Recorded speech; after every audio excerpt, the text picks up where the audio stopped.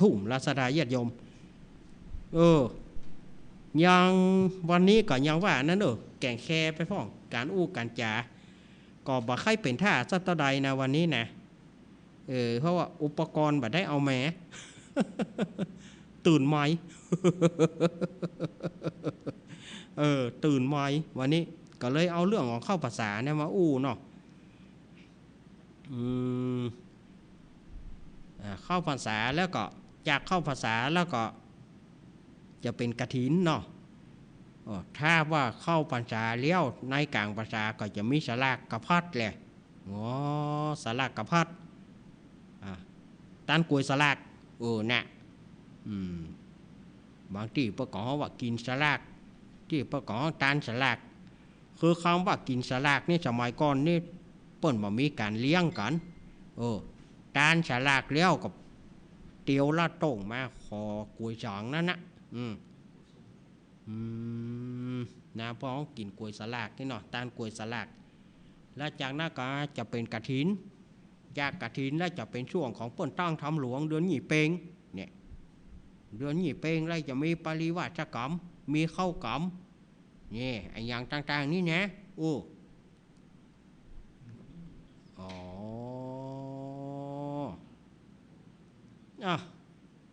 มีนักมีหนาแล้วเนาะ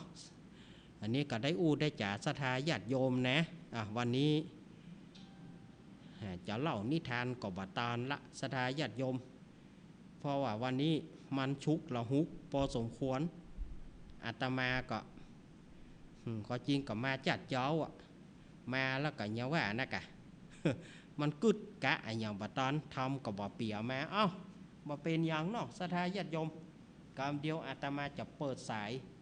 ให้ศรัทธาญาติโยมได้อู้กันถ้ามีปัญหาอาตมาก็จะตอบปัญหาให้ศรัทธาญาติโยมตัวถ้ามีปัญหาก็หับสายไปศรัทธาญาติโยมไปจะมีอย่างที่จะมาอู้กับอาตมาไปมีอย่างจะมาอู้กับอาตมาก็รอกำเดียวเนอะมันโทรศัพท์นี่มันก็เท่าไปตามเจ้ามันนั้นนะมันนานออกเฮ้ย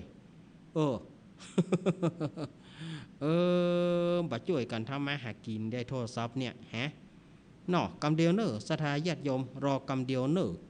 ใจเย็นๆศรัทธาญาติโยมที่จะโทรนะเพิ่งใครโทรมานักใครโทรมาหนาเนาะรอกำเดียวเนอะรอกำเดียว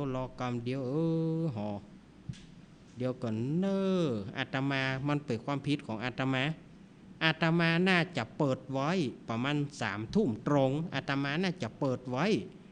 แต่ว่าอาตมาดานทุลังบ่เปิดไว้เพราะบ่เปิดไว้เนี่ยมันเกิดอะไรอย่างขึ้นมาละมาละต่อไปไผที่จะโทรจะอู้จะจากัอาตมา0892140135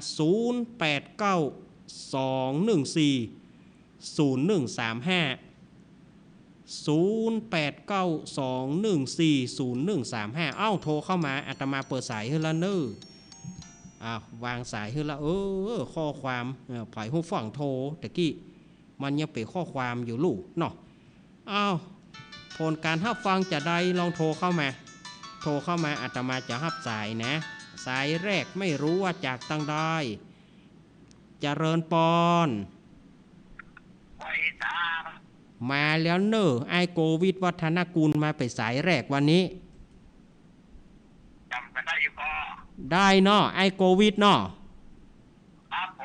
มาแล้วสายแรกเลยวันนี้เปิดหัวเลยวันนี้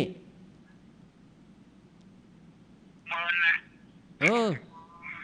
ก็เมินแล้วเนาะมาได้ปะกันนะแล้วปะกันรอกันเมินนะติดตามฟังว่าจะนะตกฟังนะมองกันกันนะวันนี้เช็คว่าจะน่าดีแล้วที่มันมีตัวเต้นอยู่เนาะหน้ากาก็ถ้าบ่ได้เปิ่นแตนก็อีดกะมันก็เงียบเงาเห็นมั้ยว่ามันแตนเนี่ยโควิดว่าอาจารย์หน้ากาการทีว่าจะเอาเทปมาเปิดเอาเทปมาเปิดก็มันบ่ใจวอนก็ศรัทธาญาติโยมก็อยู่ว่าบ่พร้อมเตื้อบ่ได้มาเตื้อ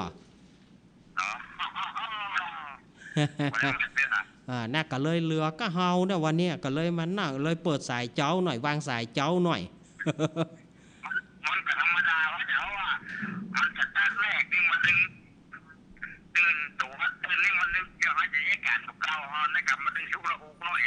นั่นเนาะเบื่อเอาหนึ่งเอาหนึ่งลืมหนึ่งแฮะ